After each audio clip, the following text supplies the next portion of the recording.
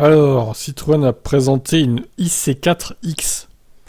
Donc une version un peu surélevée encore. Comme si la dernière n'était pas assez surélevée. Oh, c'est étrange hein, quand même. Hein. J'ai un peu de mal. Hein. On mettra les photos tout à l'heure. Avant de se quitter. Donc, Citroën présente la variante électrique du modèle appelé IC4X. La voiture adopte évidemment la même silhouette fastback que sa sœur thermique, haute sur roue. Elle s'apparente sous certains angles à un SUV coupé. Contrairement à sa cousine la Peugeot 408, elle est bien 100% électrique et non hybride rechargeable. Extérieurement, la présence d'une motorisation électrique sous le capot de la Citroën est trahie par quelques éléments. Il y a tout d'abord ces inserts bleus situés sur la protection de bas de caisse et autour des projecteurs anti-brouillard intégrés au bouclier avant. Ok, passons. Alors, toujours 136 chevaux, toujours 260 Nm de couple, 0 à 109 secondes 5, 150 km/h en Vmax, ça ne change pas. La batterie, c'est toujours la même, 46 kWh utile, 360 km de LTP. Elle aurait gagné 10 km par rapport à la IC4 normale, alors que celle-ci est surélevée. Bon, peut-être une aéro plus fine qui permet ça, mais bon, je suis un peu étonné quand même. Après, 360 km, ça reste pas assez. Pour moi, il manque 100 km. On va dire au moins 60, quoi. La recharge est toujours à 100 kW en pic.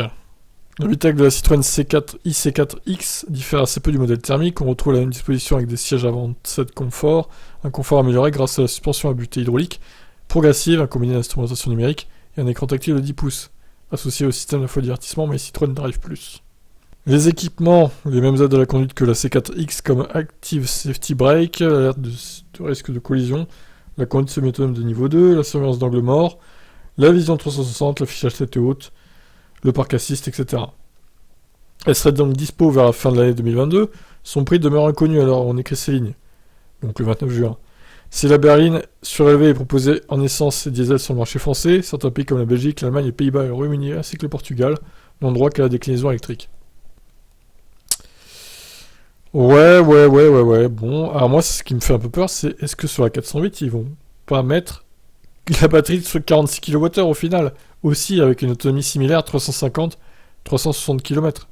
Ils en sont capables, hein, chez Stellantis, clairement ils en sont capables, et ce serait pas une très bonne idée, je trouve.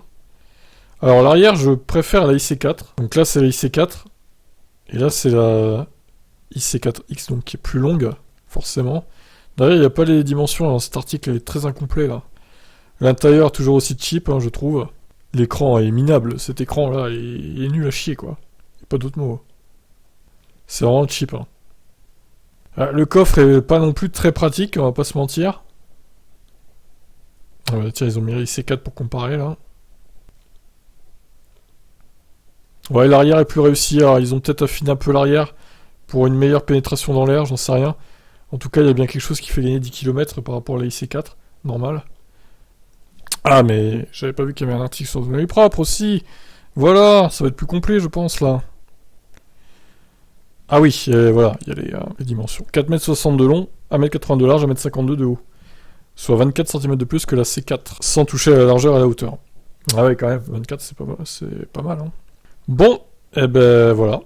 Alors, le coffre également, 380 litres sur l'ancienne IC4. Là, il fait 510 litres. Plus espace additionnel sous le plancher. Ouais, bah c'est beaucoup mieux. Alors, c'est bien précisé qu'il y a 10 de plus que l'actuel IC4, mais ils n'ont pas dit comment ils ont fait en fait pour avoir les 10 km de plus.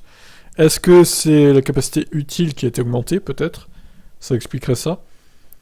Et sinon, les temps de recharge ont été optimisés selon eux. Bon, évidemment, encore une fois, ça mérite d'être testé en réel. Les tarifs, on ne sait pas. Pour rappel, la Citroën IC4 démarre aujourd'hui à 35 300 €. Ah bah, hors bonus, hein, évidemment. Donc, je trouve ça assez cher quand même. On peut penser que cette IC4X démarrera à plus cher, ça paraît évident. Vous en pensez quoi, vous? Est-ce que pourrait vous intéresser cette IC4X? Dites-moi en commentaire. Ciao.